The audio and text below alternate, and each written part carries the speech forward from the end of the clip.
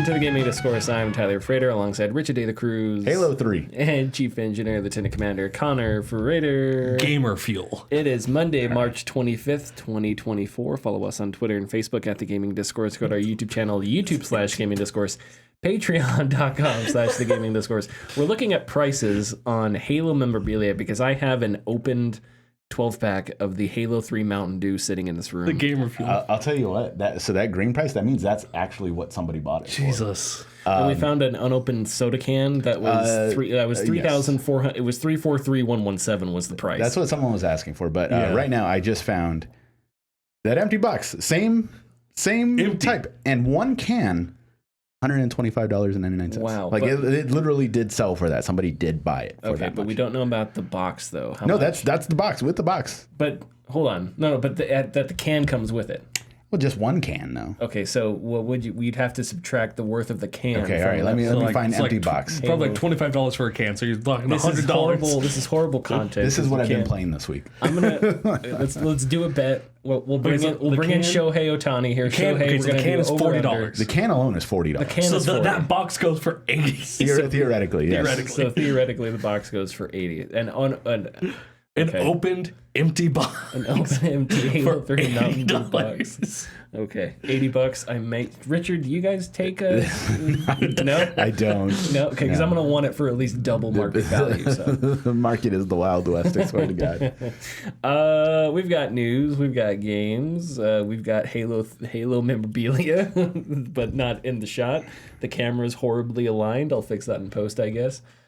Connor, or you know what? I'll go fix it right now. Connor, why don't you talk about what you've been playing? Have you played enough that I can go fix the camera? No. God damn it, I've Richard. just been playing more Helldivers. Okay, do you have? I played some more for Spoken. For Sporken.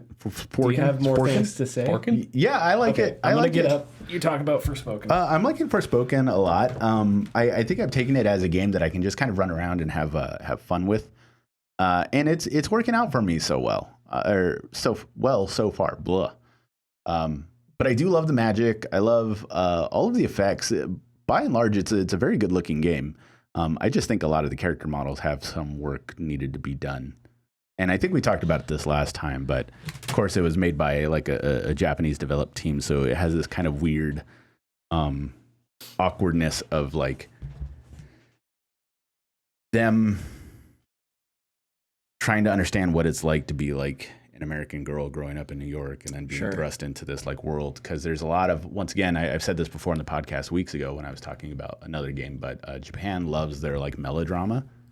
So there's like melodramatic moments in the game that don't really land well because they kind of just happen, which is something that Japanese stories like do. So there's like this little girl that you meet who's like you in a sense, like she's vagrant, pickpocketer, and you kind of like make a connection with her, but only briefly. And it's brief enough that there's that kind of that you have enough media literacy, you'd be like, oh, they're of the same ilk, and that's the connection they make.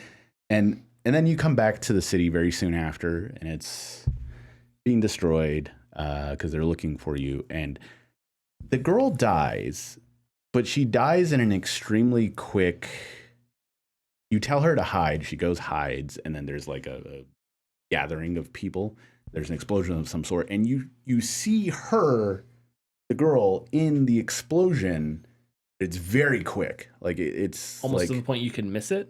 If you just happen to look away, yeah, you can miss it. Like I happened to see her, I was like, oh, she was there. Like told her to hide, and then like you see her on the floor like dead, and it's kind of like, okay, You hide next to the bomb. That's the last place the explosion's gonna look. Or whatever happened. But yeah, it is, and it's like a sad thing, and it was kind of like, oh well, that is sad, and it could have been more poignant, but kind of fell deaf because it was. I guess it wasn't the focus of what was going on at that point. There was bigger things going on, but if you wanted to kind of make that connection more powerful or make that moment more powerful, then it could have been done a little better. But I haven't gotten much more to do with the game because they do give you a little bit of the open world, because I guess I'm still in the beginning parts. They give you a little more of the open world, and you can reach areas that very candidly tell you like you are leaving and you can't. If you do, then we're just going to send you back. But okay. Which is a great warning to have, but also because of the magical parkour you have, you can run into it very quickly, and it'll just be like, you messed up, and then like send you back, and it's like, oh, okay. But of course, your map is like, look at all the places you can go, but I can't do that yet. So it's just kind of shocking when I like, oh, there's a chest over there, I can go there, and then it goes, oh yeah, you're too far from your objective, like block off, and then it just sends you back. I'm like, oh, so that's awkward sometimes too. But I've taking it as it is, and so I'm enjoying it because of it. So okay, cool. I'm still playing Access Football 2024. Is it as good as Backbreaker? I don't know. Oh, you never played Backbreaker? I know of it. I never have played it. There was only one of them, and I'll ask my guy to get it for you. And the team that made it, thank you. Dun dun dun dun dun dun dun. It belongs in Tyler's house. You will not take Backbreaker from me, Jones. Anyway, sorry. Hell yeah. I can't believe I lost my train of thought. Don't look at the Famicom. Close your eyes. All right. Oh man. So, what was I talking? Access Football 2024. We're one of those cool podcasts that have inside jokes that not even the listeners know about. You just have to laugh at it or stop listening. Deal with it. We talk about things before the podcast. Yeah, exactly. We're so Look cool. out! You've entered the cool guys. The cool guy zone. We have edgy opinions. I made a Shohei Ohtani joke. We're sports talk radio guys. Get over it. Okay, so what was I gonna say? Filthy human Zinger with the best radio host of all time, Don LaGreca. So Access Football 2024, doing the franchise mode. It doesn't really make sense. I struggled for a few years at the beginning, and I was like, okay, I got to build up a team. Stumbled into a great quarterback, and then I went to the Tier 3 championship 3 years in a row, lost each time. Finally won, got bumped up to Tier 2, undefeated, won that, went up to Tier 3, and then I won 6 straight championships at the top tier. All simulating, all just managing my team, hiring. And I don't really know if they're running the offense that I crafted for. I don't think they are, because it's not a pass heavy offense, but my quarterback led the league in offense every year. So I really don't know how deep the simulation is. Connor, you'll have to tell me how deep Madden is, but it's Madden. Well, the franchise mechanics, because when I think about, and I know there are games out there where you just manage a football team, as a general manager, there's not even the option to play the game. NFL head coach 09? That, or what's the football front office is right. A really, really small developing team makes that.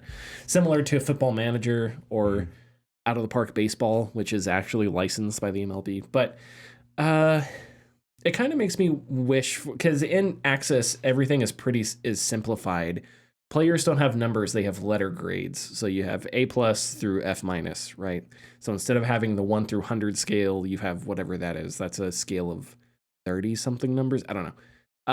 That's not as much as 1 through 100. So it's it's tough to decide, who do I start? Do I put this B- receiver or this B- receiver? Which one do I do? Does it really matter? Because there's not a whole lot different there. And then it's tough to tell how impactful some players are, because stats don't always, for offensive linemen specifically, offensive linemen don't have a lot of stats. So it's tough to tell, if I have 2 offensive linemen that have similar grades, it's okay, and they're both on a contract year, so I have to re-sign one of them. And I don't want to re-sign both of them because I already have the other 4 slots locked up. So I need a 5th starter, 2 guys with contracts. Who do I give the contract to? And they're the same age, or they're near the same age. Mm-hmm. So it's who do I give it to? There's really no way to determine that, I don't think. There's other... they get other ratings. The they'll have a rating for passing even though they're not a quarterback, just like in Madden where, you know, an offensive lineman will have a throwing rating or whatever, even though he's not. So I don't know, maybe I could do that, but I don't know if that really matters.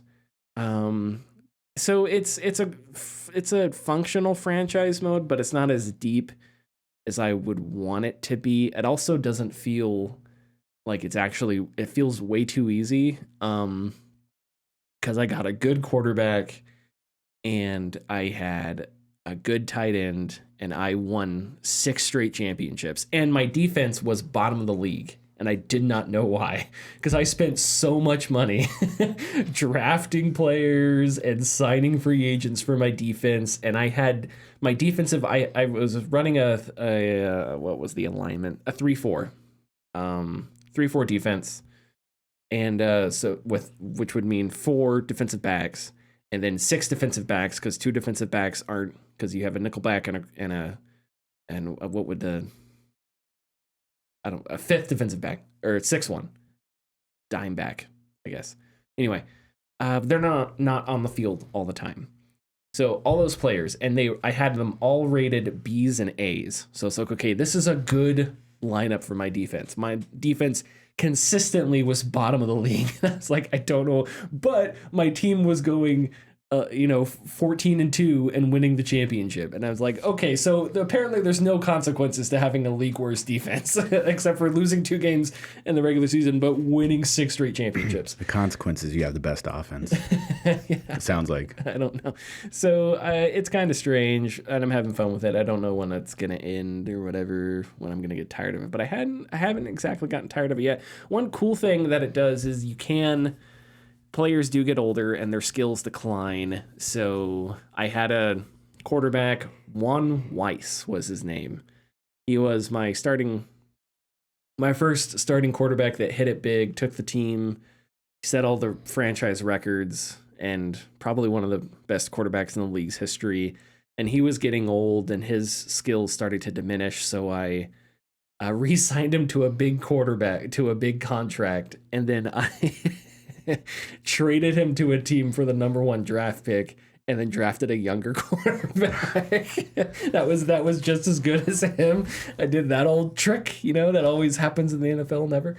I didn't trade him, but I did get a quarterback and then, anyway, it doesn't matter.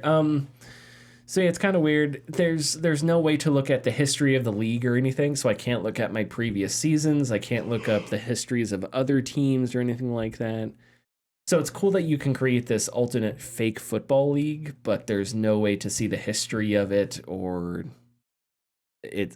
other players outside of your own team. One thing that I find a little is how often I have to switch menus to get information on a player. So like if I want to know, if I have a bunch of players that are under contract and I want to know which ones started, I have to go out of a menu, go to my depth chart, and then look at my depth chart to see which ones started. And then I have to go out of that menu back to the menu where I re-sign players who are free agents, go into that menu, find them, and remember who it is. So there's no easy way to tell me, here are the players that started this year. So it's like, okay, well, I'm going to bring back my starters, so I'll re-sign this guy or whatever. And like I said, players do... they get better over the years, they get worse over the years as they get older or whatever, but there's no easy way to see that, like to keep track of that. You see it at the end of the season, and then once you go into the next season, it disappears. You just have to remember. So as you're resigning players, you have to remember, did this guy get better or worse? I don't remember. So unless you're taking notes, there's no easy way to find that information. It's very interesting, especially if there isn't a before you start the regular season, there's a training season. Oh, there isn't a preseason. That would be cool. Yeah, that's just weird. But I just wish there was a way where I could look at okay, let me look at the past 5 years, because I have drafted players, and the player has been with me for 5 years and hasn't started. But it's but he's still really young. Do I want to re-sign him? Well, let me look at how he's progressed. He's a B- right now. I don't remember if he started as a B-. So it's like I just have to start taking. So there's a bunch of things. If I really want to get in depth and nerdy with it, I have to write down. But then at the same time, I won 6 straight championships. I'm on my way to a 10th. Do I really need to write all this down? Because I don't know how much of it actually matters. Sounds like you're playing Metal Gear Peace Walker football version. Oh, you are. Yeah. The other thing is, I was playing a game and I captured a linebacker by sending him into a wormhole. I just don't get it. Anyway, he was grade A though. Yeah. I will say Madden isn't much better. Okay. Especially if you're talking about like changing between menus. Menus can take 10 to 20 seconds to transition to the other menu. Yeah. And then if you want to go back and see a player's progression or regression, it's a list of like week by week how they've been progressing. Wow. Okay. Yes. So that's detailed. Yeah. But it's just blocks of information. I don't see why you couldn't click on a player and it's like player card. You go to their card and it lists graph. Shows you here's how their stats have changed. See, that makes sense, Tyler. And this then is an it EA lists product. their contracts that they've been on, the teams, which positions they've played, the number of starts. That would really help with like offensive linemen, their injury history, right? Those are all things you have to consider when you're like a GM of a team or whatever. But Axis is a small team. They're not, they're not out there to try and take on Madden. They're just doing their own thing. They've been doing it for a long time. So I understand that some of these processes and systems are really difficult to simulate. But man, I just wish there is room for somebody to do a franchise mode better than Madden. There's room for somebody to do a football game better than Madden. I think if you do go and like check a player's contract history and you can see what teams they play for, I don't think it shows their overall rating, but it will show their stats year by year. Okay, yeah. Yeah, and then like I said, the other thing was that I experimented with it where I made my team only pass. I was like, I want to force the AI to only pass and never run the ball, and my running back still had like 2,000 rushing yards. So I don't know if the simulation was having the quarterback check into running plays or something after calling a passing play. I don't know. But it didn't seem like forcing my team to do certain offenses was really changing much when I experimented with it. So, and when in Madden, when you do your week by week like prep, when you're like planning against your opponent, you have, I think it's 6 options for your offense and defense and how you want them to run, defend or do deep passes, medium passes, short passes, outside run, inside runs, or for defense, quarterback contain for scrambling quarterbacks, and blitz protection for your quarterback. Does it tell you tendencies of what the other quarterback does? It shows you the team's tendency, whether or not they prefer percentage-wise passing or running, but it's usually 50-50. Okay. See, and that's interesting, because there really isn't a football... And they do, like, list out, like, this defense is, like, number 15 against the run, number 2 against the pass, how many sacks they have, how many turnovers they have. It does give you that information, but it doesn't really seem to matter all that much, because you have really 6 options on what your weekly playbook is going to be, like what your focus is, and I feel like there's a lot of room to improve there. Yeah.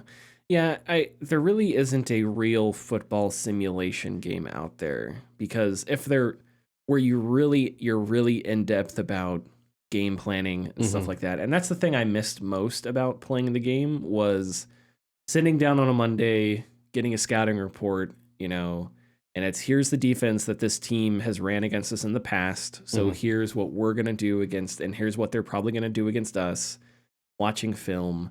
And that's really in depth, because when you play through a season in Madden, you don't do a lot in between the games, right? Yeah. For the most part. I'm sure there are people out there that maybe do things here and there, but like for the most part, you just play the game, then you play the next game, and you get through the season. You can get through a couple seasons in a month, right? If you're playing Madden. I can tell you, between games, there isn't a lot to do. Yeah. But a football simulation game would be like, okay, you have 3 practice sessions, and you're going to practice against this defense, and it's not a generic playbook that 15 of these teams you have are going to run. It's a specific playbook that this team has, so you're going to have to learn it and react to it. That would be really neat, but that requires a whole different. That requires them focusing on creating a franchise mode instead of the My Ultimate Team and focusing on that. And that would be a football. That would be the DCS of football. You know, that would be how do I start this goddamn airplane? That version of football, as opposed to Ace Combat, where Madden really is closer to like the Ace Combat of football simulation. There really needs to be an indie developer to pick that up, because like there's that level of like control of like granular planning for like Formula One games.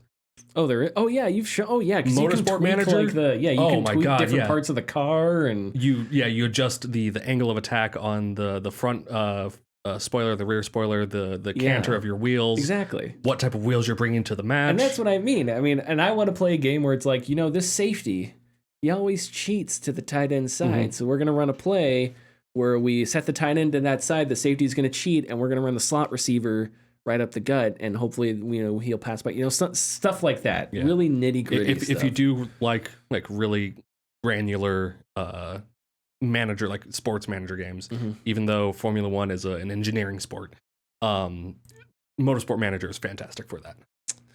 I wish I was into cars, but I'm not. Go watch my video about NFL Pro Era 2. I put it out. I break down the option in it because never run the fade. Do not ever run the fade. Never once. Unless you're never a good option. Unless you're running it to the wide side of the field and you're not in the red zone. Do not run the fade because there's not enough room. There's never enough room. Doesn't matter who your quarterback is. Tom Brady, Joe Montana, Johnny Unitas, Joe Montana. Joe Montana. Great tackler. Doesn't matter.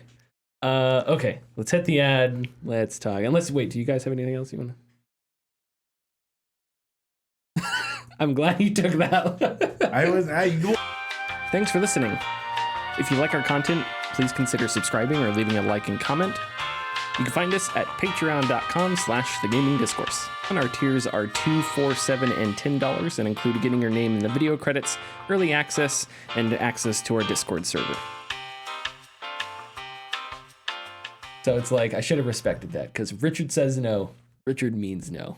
Richard's not one of these people that's like, no, but you know what? And Richard's not me, where it's like, well, no, but yes, but actually, here's 30 minutes. I mean, if you ask me again in like a couple of days after I've thought about it a little more, I'll be like, man, well, that was probably wrong the first time. Am I taking the GTA? I can take it. Okay, my name's right next to it. I didn't update for me. Richard, what's going on in GTA 6? We got two stories here. One by Zach Zweisen at Kotaku and another by Nathan Grayson at Aftermath. And as reported by both, a major point of contention is a return-to-work mandate, which is deeply unpopular among Rockstar employees that has led to worries of crunch and quiet layoffs. Zweisen reports that GTA 6 could be delayed or even slip into 2026. Grayson says that when the TRO mandate was first announced, some fans cheered the move as it could help GTA 6 development, but this is a misconception. Real quick, that's RTO, I put it in there incorrectly. Return to office. Return to office mandate. That's my note-taking flub. Richard, continue. I'm sorry. To return office? It still makes sense. One source says, if you're a programmer, it's quite a bit easier for you to work remotely than it is for other roles involved in acting and mocap and things like that. But the reality is, for probably the majority of people in the development staff, you don't need to be in office every single day to do your job. And another source said, if we look at our previous project, which was Red Dead Redemption 2, where we were working 5 days in the office, we're still working remotely with all of these other studios. So whether you were in the office or not, you were still doing remote work. You work with so many people on so many different teams, a good majority of them will not be at the place where you work. Yeah, so this story, or these collection of stories coming out around the same time, when I read about the return to office thing, that bothered me, especially because there was the whole thing of silent layoffs, right? Where it's like, hey, you got to return to office, and if you can't, well, I guess we'll just have to part ways mutually, and we can't pay you severance because we're not firing you. That really upset me because I totally think that that's something that the industry does and has done in the past and will continue to do. But I also don't know. I don't know. These developers didn't seem like they didn't make it sound like returning to office would fix anything that's going on with GTA 6. So it's just so this industry it treats the people that makes its games so poorly, and that's just so disheartening. And we've talked about so many layoffs, and I think the number at one point has now been to like I want to say 1,600, but I don't know if it was more than it may be way more. I think it's way more. It was than a 1 and a 6. I don't know if it was 16,000 layoffs, but anyway, it's been a ton of people, way too much, and I don't know how much of that is actually, how much of that was preventable. I think a good chunk of it probably was. How much of that was poor planning that started with COVID? I'm sure a lot of that is. But now you have developers in a precarious situation where they have a job and they see what's going on. And if they don't follow some of these mandates, it's like, well, I'm gonna it's in vogue right now to lay off thousands of employees. Mm-hmm. So I'm going to have to do these things that I don't want to do because, look at what's going on around the industry, Connor. From Kotaku by Zach Wiesen. On February 28th, the number was over 8,100. Okay, so maybe 16,000 isn't that, because there have been more since There February was one 28th. that was 1,600 or 6,100.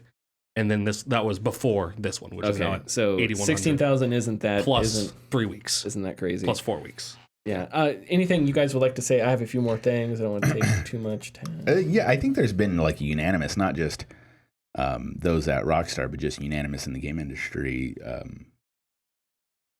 Not idea, but a statement that working in the office doesn't provide any sorts of benefits. And I think about myself working at, I know it's obviously not the same, but other people working in office or just in a physical environment, a social environment, I feel like there's lots more room for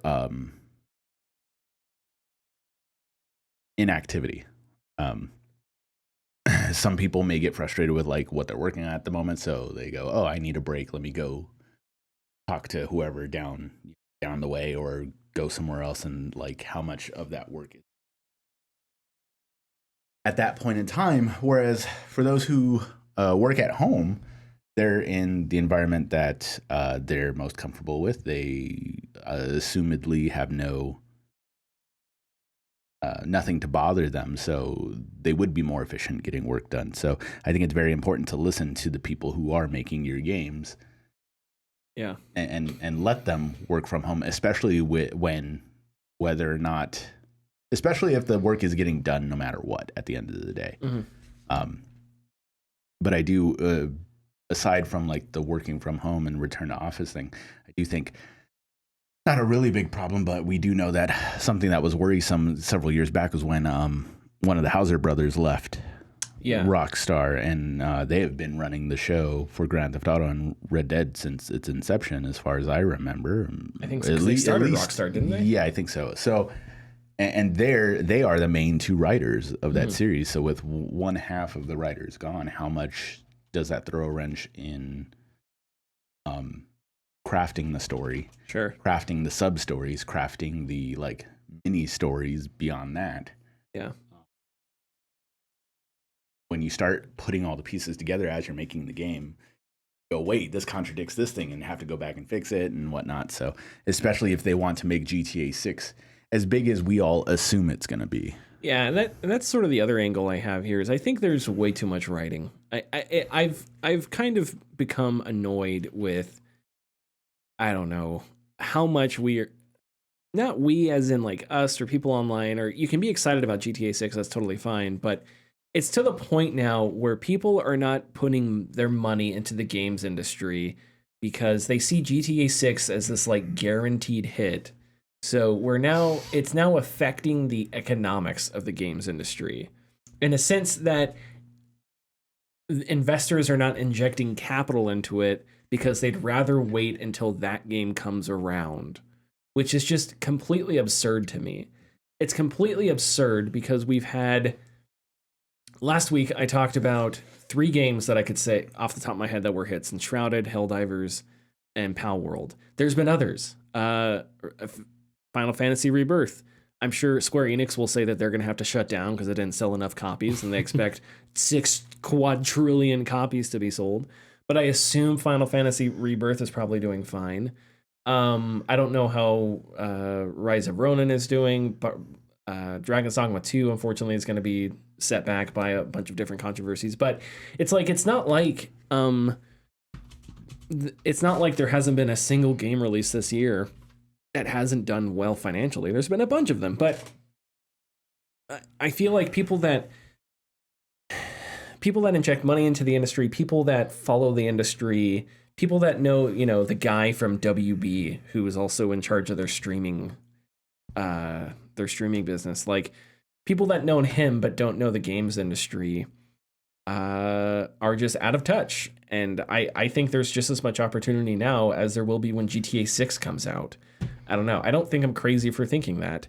And so it's just ridiculous to me that there's so much pressure on this game and what impact it could have if it does get delayed, which it probably should. I don't know. And the other thing is that we should talk about is, you know what? Maybe there shouldn't be 10 years between Grand Theft Autos. Maybe there shouldn't be 30 years between Elder Scrolls games.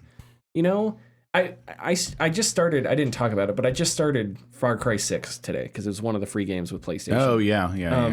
And I loved Far Cry 3, wasn't a huge fan of Far Cry 4. Far Cry 5, I was like, meh. Far Cry 2, I think, is one of the most fascinating games ever made. The first Far Cry is this weird shooter that was really, that was like comedic and strange.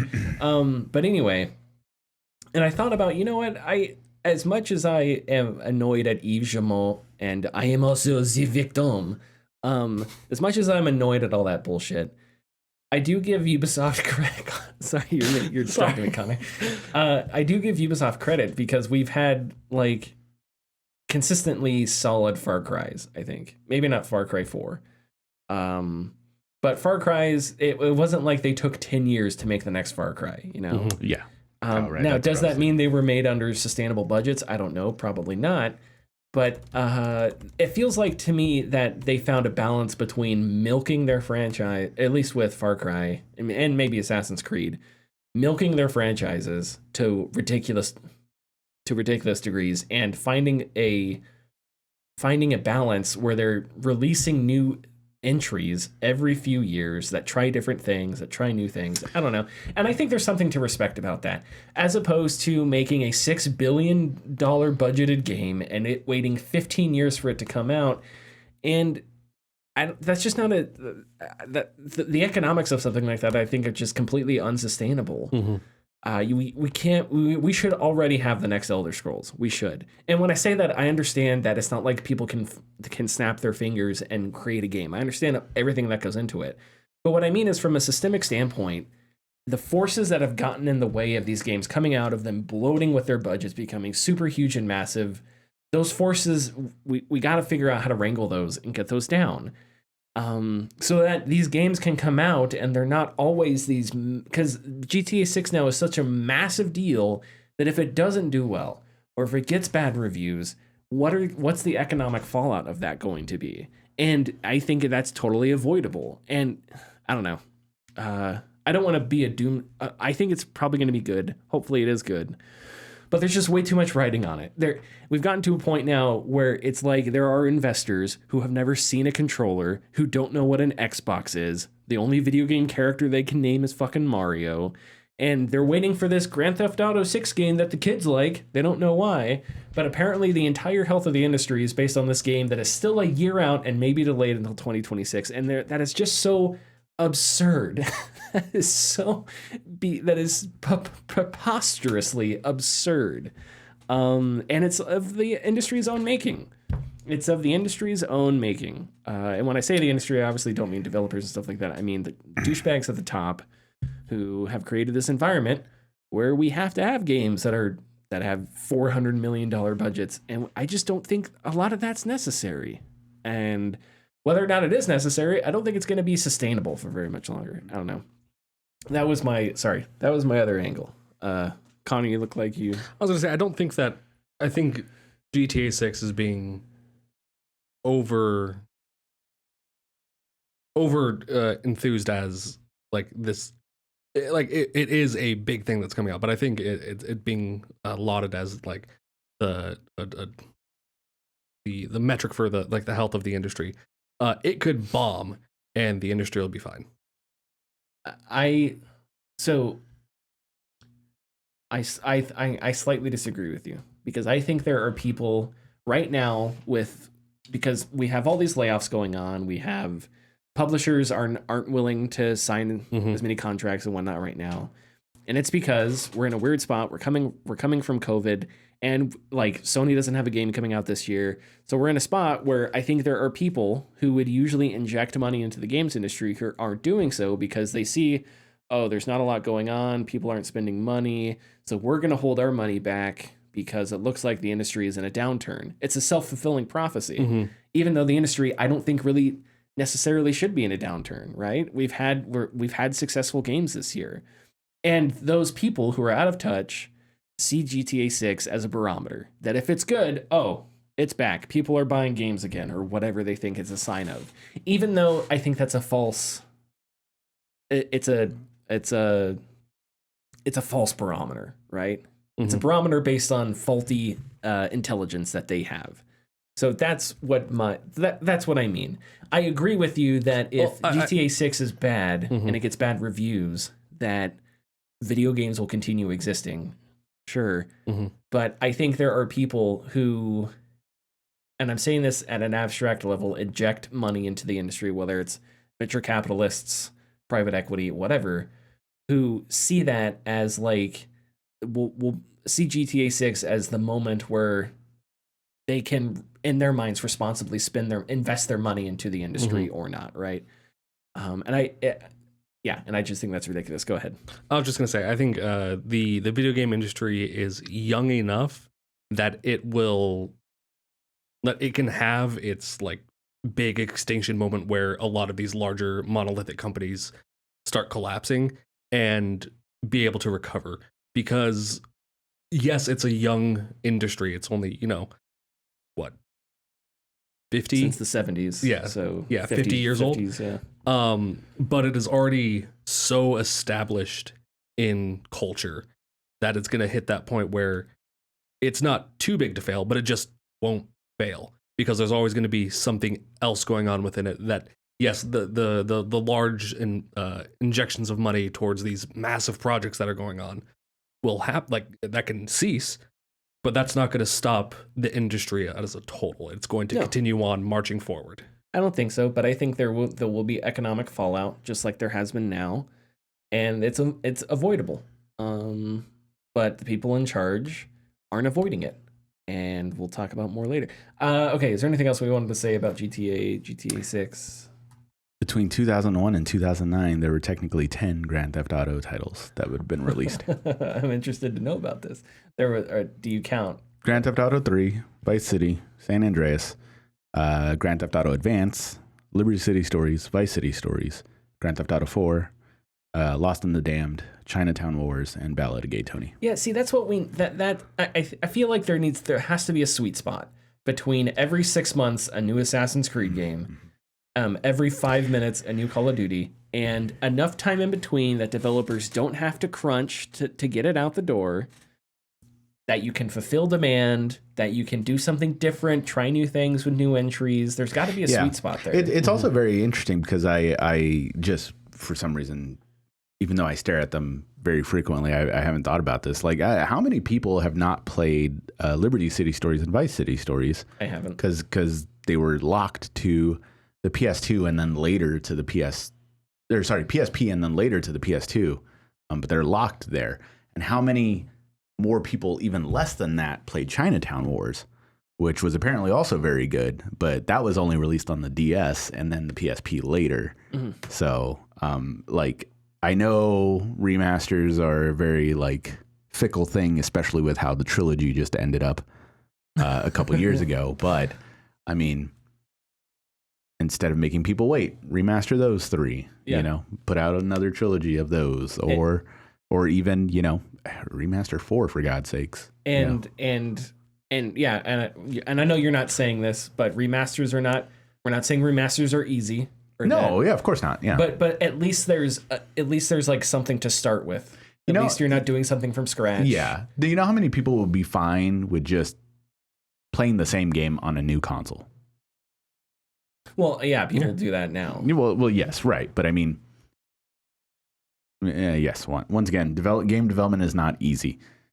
You don't necessarily have to remaster it like Saints Row did with the Saints Row the Third remaster. Mm-hmm. They actually went back and did a lot of stuff to it, which was great, really awesome. But yeah, 1080, 6 frames a second, whatever.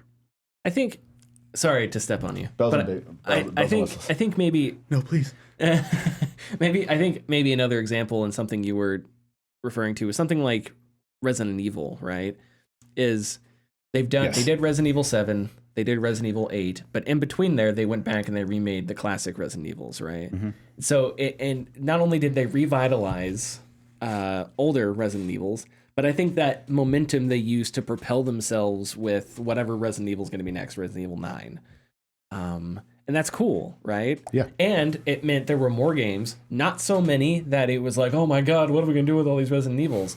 But enough that there was enough time. And I don't know at Capcom, I'm sure there was probably crunch, but hopefully we can figure out how to do that without the crunch. And remakes and remasters are in vogue now. But and it is with a company as big as 2K, with how many studios they have. It's very big. Why isn't, why can't it be done? Yeah. And I'm not saying that in the sense of it's so easy. I'm just saying spend the time. You guys like money so much. Spend the time to just do that little bit, and instead of, I don't know, having a 150 employee mobile team make a Star Wars competitive shooter that may or may not work. Hey, but you're still playing it. Oh, no, I'm not. I saw you last night playing it.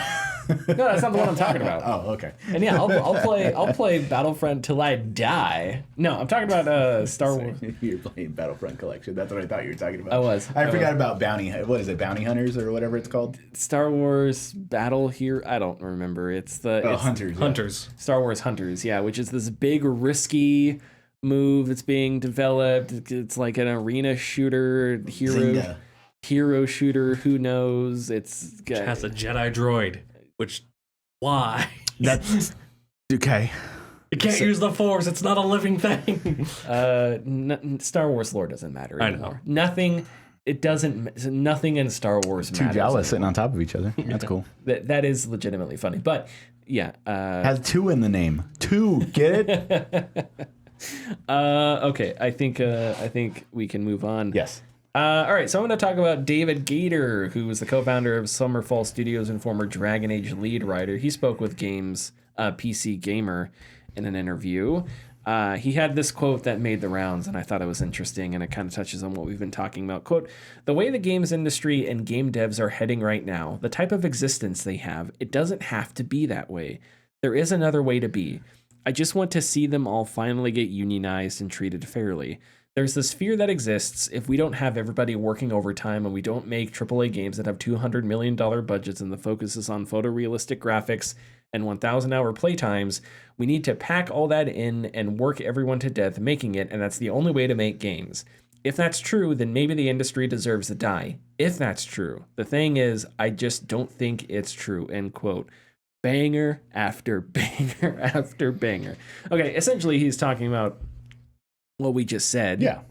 Do we have any thoughts? I probably should have just mentioned. Do you know quote. how you get 1,000-hour playtimes? You make a good game. That's yeah. Have you heard of Helldivers 2? Have you heard of that one? Yeah. Yes. And you listen to your audience. That's the reason why the average playtime of most Paradox interactive strategy games is 900 hours. Yeah. Because. Well, Paradox Interactive, I think, is interesting because I'm pretty sure they tapped into a niche market and they're like, we're just going to do this the best way possible. And since we have no competition, we're just going to rely on our fans to tell us what to do to make it better. And then we're just going to do that. Yeah. And it makes me happy that exists. And one day I'll get into Hearts of Iron and Crusader Kings. One day. But then we'll get you into Victoria 3, where the the quote unquote competitive meta is beeline socialism, You know, we should. where they had to nerf socialism. Oh my god. I want to They had to nerf because it made the game too easy. I want to make a 4X grand strategy game where it's like caveman times.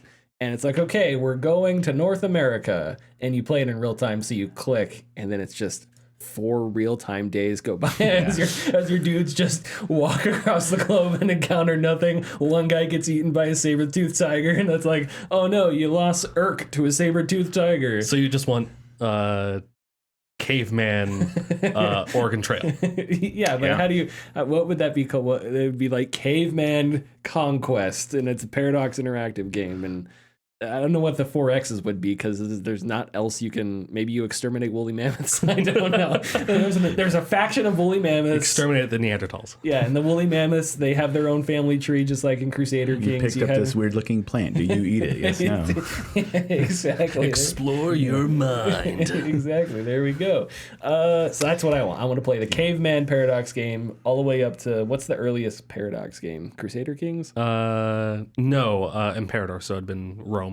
Okay, so I want to the early Republic Rome. Got it. I want to play the Caveman game all the way up, and the ending of the Caveman game is two wolves raise you. You can transfer your save to Imperator, play through that, transfer your save to Crusader Kings, transfer your save from that to European Universalis, transfer your save from that to Hearts of Iron, and then from that to Stellaris. Cyberpunk 2077. It all ties back. Okay, what were we talking about? Yeah, so I mean, making good games. Right. I mean, it's just a parrot of what we have been saying and what we've been talking about several times in the last year or so. And yeah, it doesn't have to be this way. And I wish that something that we talked about a week or two ago, I wish that we would collectively support the little guys a little more. And I wish that games could be brave enough to be weird like they used to be in the Dreamcast and PS2 era. Because I think we've lost interest in being unique. Does that make sense? Yeah. From a gaming standpoint. And, yeah. And instead of that, people want to chase trends. Now, I understand unique doesn't necessarily mean good money or good, but when you aren't spending hundreds of $1 million on it, when you aren't spending the manpower years to make it, I think that either in the long run or even sometimes the short term, especially in this culture where we have social media, we have words that can spread very easily and quickly, it's more worth it to create those types of games. And I think still to this day, Steam is the best place to find all of that stuff because 10 games are released like every other day. Mm-hmm. And out of 10 of those, a handful of them are probably very good, but only get so many eyes on them. And I think that that's where we're gonna if anything fails in the gaming industry, it will be the big budget titles, and everybody will fall back to the small games or the comfort games, one of those two. But yeah, speaking of Steam, if you wanted to make the industry a better place to work, maybe you could up that 70-10. I mean 70-30, maybe 75-25, maybe even 80-20, match Tim Sweeney at Epic. Imagine all the good that would do if you could give developers a little bit a bigger chunk of the returns on their games, which Steam does not need. It would, yeah, it would be. It'll also be very great. I agree, it would be very great. But also, I don't. Anybody does it seem like people even care? Like the developers who make games? I think Steam? They would. I think they would care more, yeah. But I think they also. I guess what I'm trying to say is, man, Epic Store would probably be way bigger if it did matter that much. Does that make sense?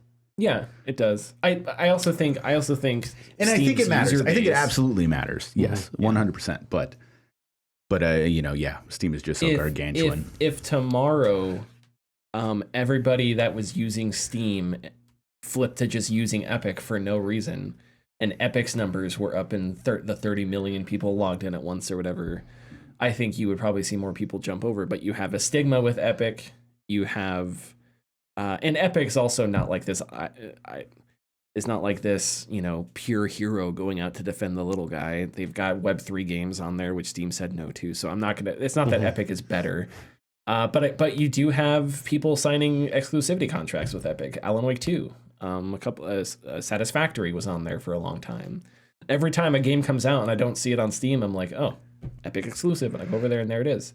There's a bunch of games that came out that were because Epic is just tossing money at developers. So yeah, I don't know. That's good.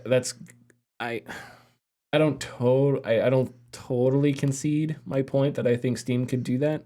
But I do think that is a good point to make. Like, if it were, I don't know, if it were that much more impactful, would people go over? But I think maybe they also balance the user base and visibility thing with that too. Because I don't know what the numbers are for people using Epic. That is also it is also partial on Epic's fault, with their launcher. Because I last time I ever used it, it's just been a while. Yeah. The way that Steam has their user interface, I'm not going to go as far as to say it's simple, but I can absorb more. It's better. It is better, yeah. So it's like when I go to Epic Game Store, whenever I want to look at the games, I have these big thumbnails of the games, but I don't get as much surface space than the small tile of the game, and then like I get like 20 games a page, almost 30 games a page, and then Epic Game Store, it's like I got like 9 before I don't get to see as much. Yeah. So visibility is an issue as well. Yep, definitely. Something else I wanted to say about I love this David Gator quote. I think he's absolutely correct. But I think probably part of the problem is that some people in major positions of power probably don't care that the industry is in the position that it's in now, because they could hop off. Like, I wrote down that it's like a bus driver driving a bus off a cliff, but they can step off. They have the ability to step off the bus peacefully before it goes off the cliff. So it's like, why should they worry about the bus flying off the cliff, kind of a thing, right? So it's like, I think people in major positions of power have these ways out, so they don't need to worry about the economic consequences of a lot of these things, because their jobs and their livelihoods aren't necessarily on. They're not at risk. They're not going to be the people that suffer the most from it. Mm-hmm. So they can do these irresponsible things. They can make these stupid decisions, and they can take a golden parachute and get out of there if things go south, which is very annoying. Okay. Are we ready to move on?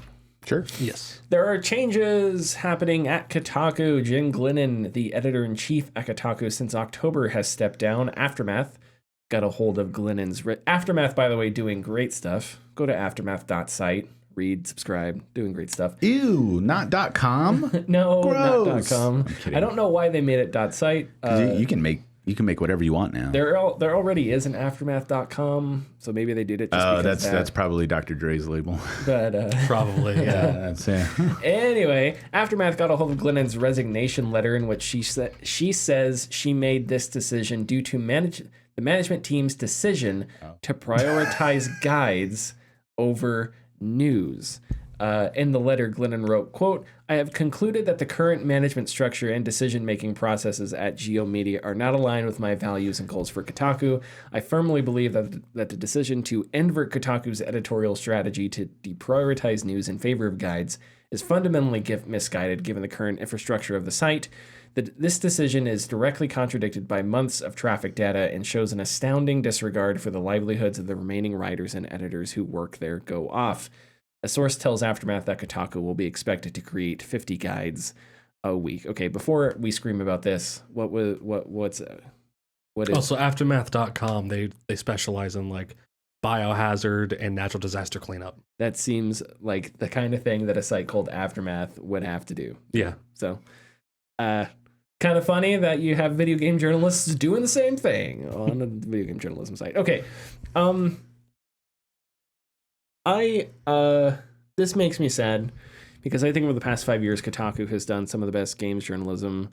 I know some people don't like him. I know there's the thing out there. Patricia Hernandez once in an interview with People Make Games talked about how if you work at Kotaku, you're going to get harassment because there's holdover from Gamergate. There's Lots of it. People just don't like it. And listen, if you ask me things I don't like at Kotaku, I can bring up stories that I don't like. I have actual criticisms, just like with Deadspin. But this vitriolic hate is ridiculous. And of course, that's never balanced with some of the fantastic journalism that's been done there over the past 6-7 years. But anyway, this upsets me because I think it's never good to lose an outlet that was doing the kind of work that Kotaku was doing. And that's what's happening here. And it's not happening because it needs to happen. It's happening because Geo Media took over these sites, didn't know what it was doing, fumbled around, tried to make them money-making instead of keeping them as sustainable as they were. Jim Spanfeller is I don't know, he's the CEO or president of Geo Media. It doesn't fucking matter. He's an idiot. And he, in the past, what he did with Deadspin was take what made them unique and interesting and deprioritize that, just like he's doing with Kotaku.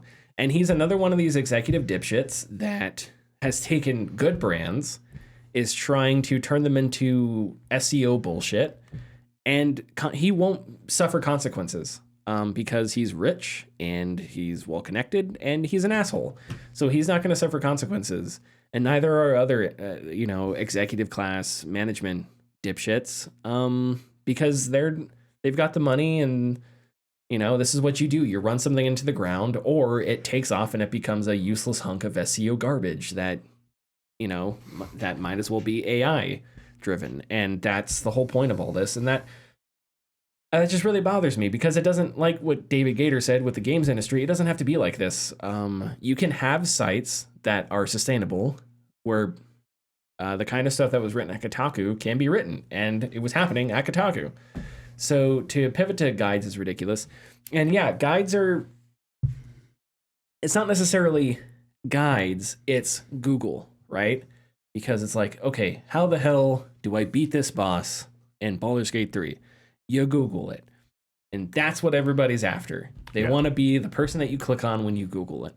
Now, the problem is that those articles are so often written to bend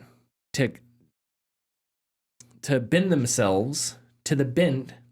I don't know what the fuck I'm trying to say. They're written to entice the SEO gods, right? They're not written for humans. So that has had the offshoot effect of now everybody puts Reddit at the end of their questions. Yeah. Because hopefully there's a Reddit post somewhere. And now that Reddit's had an IPO, we can probably kiss that goodbye in the next few years, because God knows what a bunch of Wall Street assholes are going to do with Reddit when they learn that it's efficient somewhat and not making all the money it could possibly make. So what are we going to Google then? Who the fuck knows? Will we have a different search engine? I don't know. But that's what it's all about. It's all about the SEO hounds that know, just like with, famously with recipes. You want to make, how do I make chocolate chip pancakes? You Google it. There's 15 people. Okay, I'm going to click on one of them. You have to scroll way down to the bottom. All that is done because SEO, because Google, for whatever reason, prioritizes how far you scroll on the page. And that has drastically changed how we as human beings consume content. And we consume it in a way that it's not made for us. And that's just crazy to me. Because that sucks. And it's dehumanizing. And it also just means that we have to scroll through a bunch of shit we don't want to read just so we can learn how to make chocolate chip fucking pancakes. This shows you how much you don't actually look up recipes online, because you don't have to scroll through it all. There's a jump to recipe button. Well, not all the time. And a vast majority of the time. Well, it shouldn't be there. I shouldn't have to find that button and click on it. So, point denied. And I also know, if I want to know, preheat the oven, Control F, preheat takes me down. You Control search, you don't have to scroll. The point is, I shouldn't have to do those steps. It should be at the top, all right? When you go to footballreference.com, you look up a player, his stats are right there. His entire career. I don't have to scroll all the way down. This guy was born, and here's a story my grandma told me about him. No, none of that bullshit. Johnny Unitas, his stats are right there. Anyway, this makes me angry for Kotaku because Kotaku was existing. It was hitting its traffic goals. Patricia Hernandez has said it. Jim Glennon said it. And there's the only reason that we have this weird state that the games journalism is in right now is because a bunch of dipshits like Jim Spanfeller decided, I'm going to take this and I'm going to shove it up Google's ass. And if it doesn't work, people are going to call me a genius for being the dude that ruined Forbes. Anyway, so it doesn't matter. And that annoys me. And you know what? Real quick. Yeah. I do think, because we've talked about like the state of games journalism. The state of games journalism, I think, is pretty good. But the problem is that it's just, you have to like find it. There's all these niches, right? Yeah. There's GameFile. There's Aftermath. There's People Make Games. So there's all these niches, right? Where at one point, Launcher at the Washington Post was like, hey, finally, this major newspaper at this major section doing actual reporting on news. Hell yeah. It got shut down. Again, not because it wasn't meeting its goals, but because economic bullshit. So the state of the games journalism, I think, is really good. It's just you have to be a sicko like me that subscribes to all these newsletters and goes to these sites daily, right? And that's difficult because if you're not a sicko like me and you don't have time to do all that searching and all that bullshit, then you have to listen to this podcast where we bring up a couple of the stories that we saw to talk about them, but we can't bring everything up. I'm done. I'm sorry. Is there anything you guys would like to say about? No. I still go to Kotaku, but I kind of now don't really go into the articles. And I never have gone there for guides. So I don't understand where this has come from. And a lot of times now, I don't go to websites for guides. I go to YouTube for guides. Yeah. I mean, if I go to a guided, last time I gone for a guide, I can't even remember. Rich just that good at games. He doesn't need guides. Oh, God, no. I do need guides sometimes. He's a pro gamer. Well, what did I do? I was collecting something. That was Resident Evil, I think. Resident Evil 4. I was just like, I don't want to find everything. Just tell me where it is. Are you telling me you get guides to get all those platinum trophies? Hell yeah. Some of them. You lying son of a gun. I just thought you were like some James Bond dude that was... No, hell no. And then sometimes, what I do is like, I'll platinum Resident Evil 3. Then they're like, hey, PS5 version's out. I was like, cool. I upgraded the PS5 version. And then when I started it, it's like, here's your platinum for PS5 version. And I was like, sick. So I got multiple platinums because I didn't have to do any work. Don't tell anyone. Big deal. Play the mahogany. I'm a big deal. It's no longer on here. We took it off. Damn it. That was the one time we could have used the Anchorman mahogany play. You know what you replaced it with? What? May the dorks be with you. That one still works. That one still Thanks, Jim works. 2 words. Platinum. He would say that. Phenomenal. No, yeah, I hate what has it's really sucks to see so many good journalists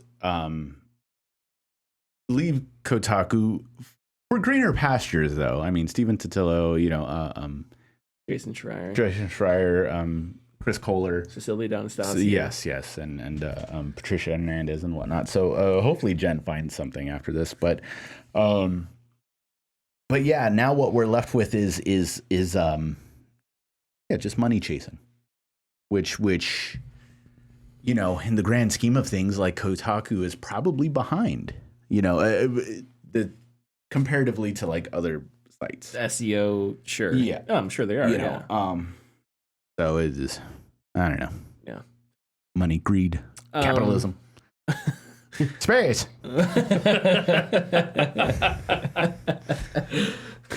Word association, baby. Yeah.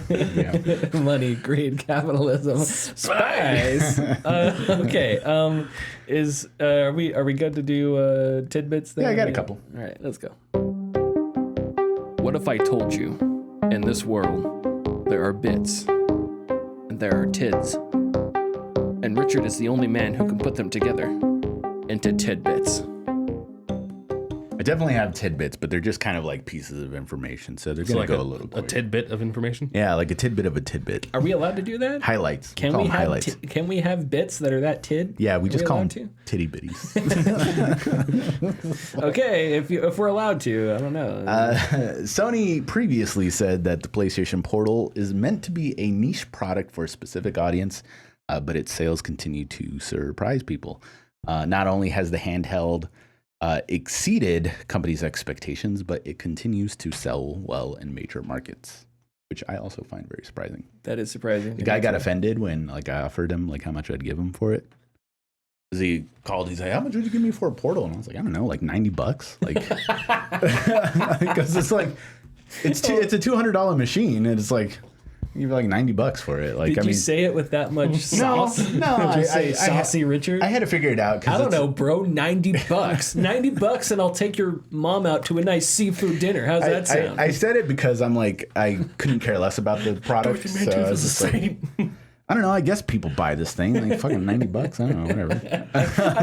I love this idea that Richard just insults the shit out of people for no reason. I wish I could. I wish I could. Yeah. So you walk in there. How much can I get for this place? I said $90. I did tell a guy today because we had 3 Atari Jaguar games. Atari Jaguar games are expensive as hell. You know, you can't find. They don't exist. Nobody bought them. Nobody cared. He's like, "Could you give me a deal if I buy all 3?" And I'm like, "I don't know if they kept making these. Yeah, sure, but these are the only ones that existed. Like, this is all that's left. I'm not going to give you a deal on something they don't make anymore. Like, get out of here." Wait, he asked that because his plan in the back of his head was to sell the other 2, right? Oh no! I mean, he wanted them. You should have sold him one for the price of 3. Well, yeah. The weird thing about like what I do is like people don't take it seriously. They come in and it's just like, "Oh, you have these video games." Yeah, you have these old video games. Can you like cut me a deal? And it's like, "Well, dude, do you go to Walmart and ask for like cut me a deal on these 2 TVs?" It's like, "No, you don't. Like, I'm an actual store. I'm not like, you know." So it gets even like weirder when there is like this thing that they only made so many of. They stopped making them 30 years ago. You cut me a deal? And it's like, well, no. It's all that's left. Yeah, that would I'll cut you a deal. You walk out of here right now, and I won't insult you to your face. The deal is you give me money. And you get this thing. I'm gonna imagine you as Paulie from The Sopranos. That's what I'm gonna imagine. I don't know if you know Paulie. Yeah. That's well, I don't know. Paulie's pretty mean. Maybe Silvio. I don't know. I'm just name dropping because I recently started watching The Sopranos, so now I want to. I'm proud of you. Everybody that's cool always is like, "Hey, it's just like The Sopranos," and I've never really understood it. Did you see The Sopranos where he talks about Dune?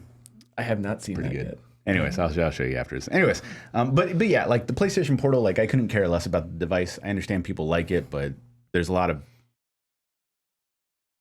downsides to it for me. Anyways, but it's doing very well. Good for them. Good for the PlayStation Portal. Richard will buy it off you for $90. Oh yeah, yeah. Now I'll probably sell it for like $170. So I'm giving you more than what I'd sell it for. You're making out, not me. Anyways, God damn it. Zombie game Undawn has failed spectacularly, according to sources. The game had over 300 developers and cost over $140 million to make. That's according to Tencent. Will Smith was attached to promote the game, and he did during a trailer at some point last year. The game also, at some point last year, was released. Upon news of this announcement, the internet collectively said, "I've never heard of this game before," and I never did. Like, we do this for a living, guys. Like, well, you know, somewhat. I do it for a living as well, and I was like, "What is this game?" Yeah, it's like that Always Sunny waiter that is in a bunch of episodes, but every time the gang meets him, they're like, "I've never seen this man in my life." You know? Someone needs to superimpose that game onto him. It's like, "I've never seen this man in my life." Yeah, and because the joke in that is that he's always there. Well, yes, but you know what? I stand corrected. Yeah. I stand deposed. Seppuku tomorrow. Thank you. Friend of the show, Seppuku. He'll be on tomorrow. Special episode. He'll just First and last. He'll just be a katana talking. Yeah, so I killed Tyler. It was nice. It'll only be streamed on a live leak. Oh, Jesus. It'll be like, here's 15 videos of Russian car accidents and Tyler committing seppuku with a sentient samurai sword. You got to dig for that video. Yeah, it's real in there.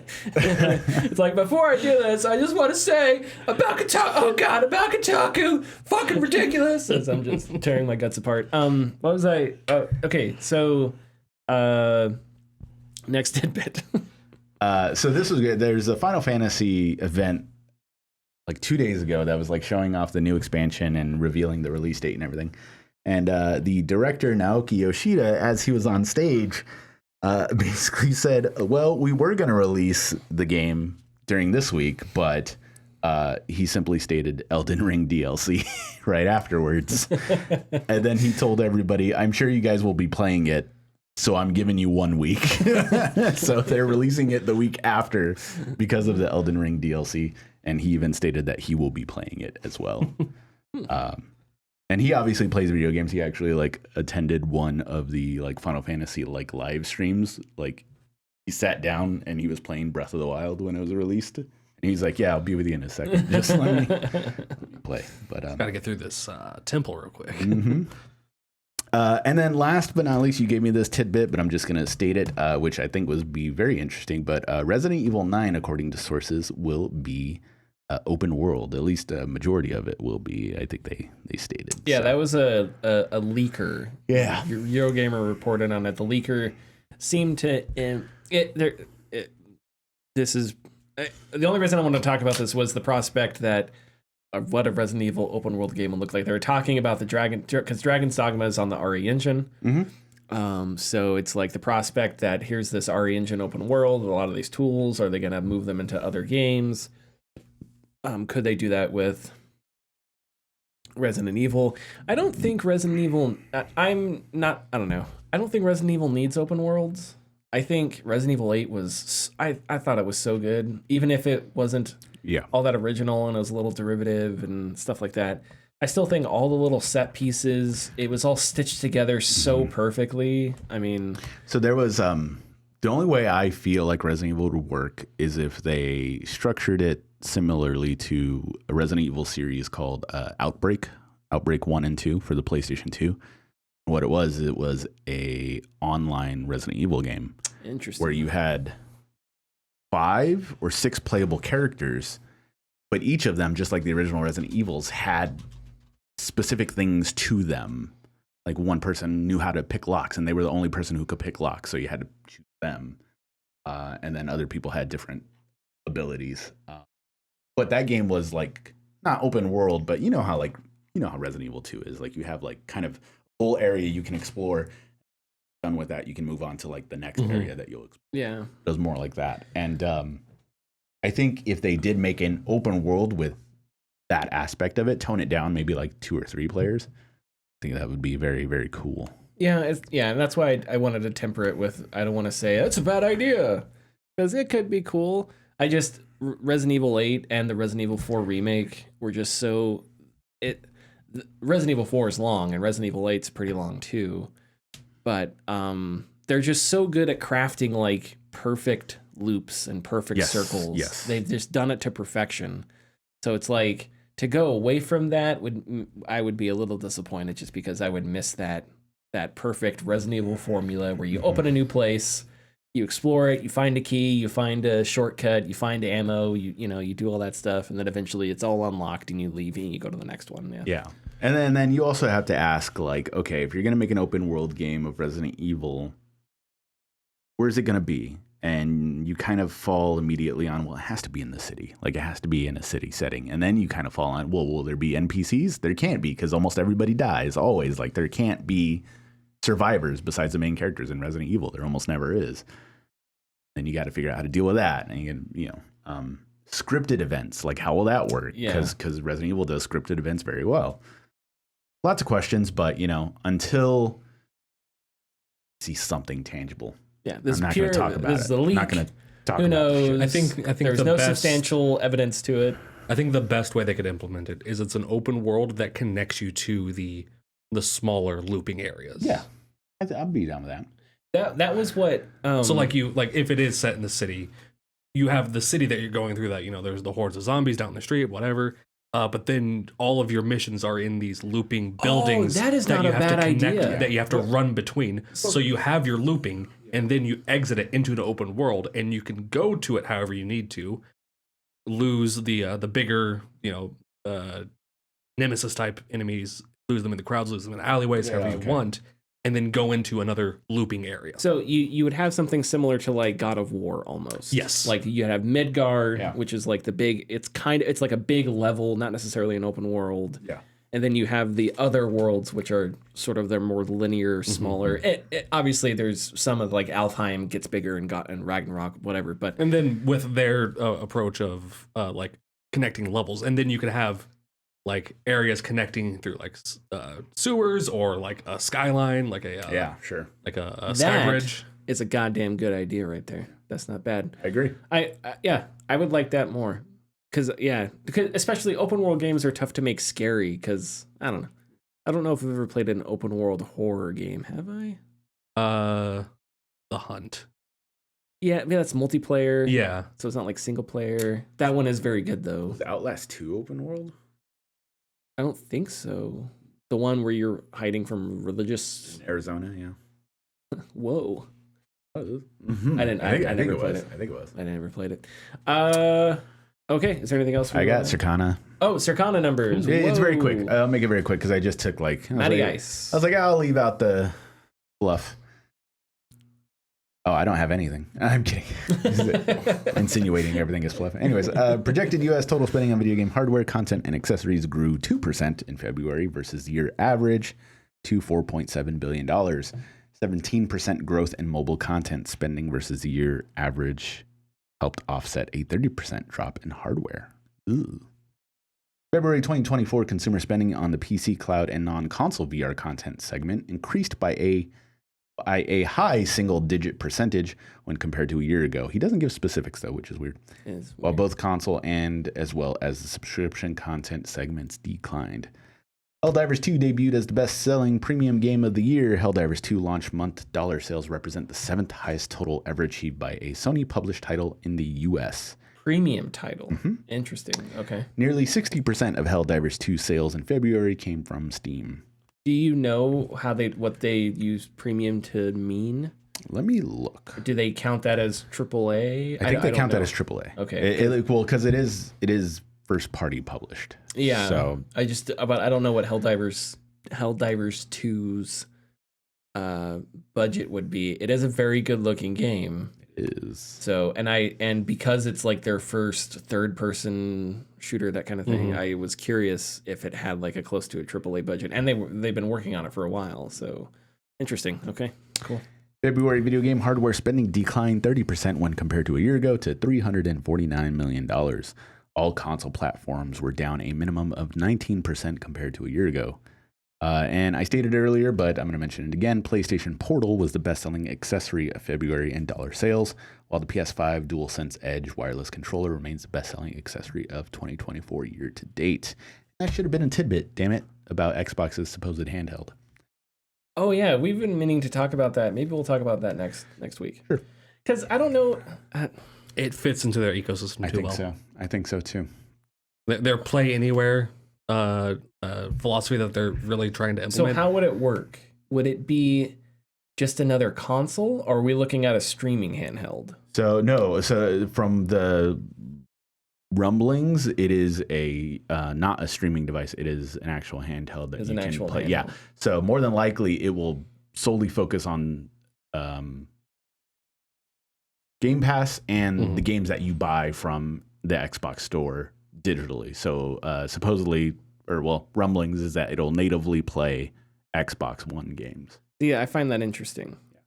Because like even the Steam Deck can't, like, sure, Cyberpunk has the green dot for the Steam Deck, but it doesn't mean you're going to be getting great performance out of it or anything. Sure, so but I mean, like, what are they going to do to if they're barely supposedly like testing out like functionality and stuff, which is what the rumblings have said. I mean, we're not seeing this thing for another like 2 years, maybe 3 years, and by that time, who knows what the industry's gonna look like. Not only that, but just like I'm sure chipsets will be just fine enough to run.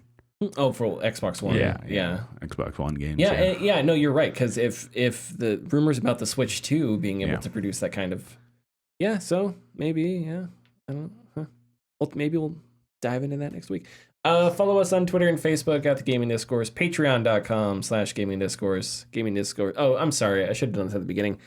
Gaming Discourse FM. Name change pending. Connor, why don't you plug your D&D Substack you got? Just plug it. The Lore Bard's Journal.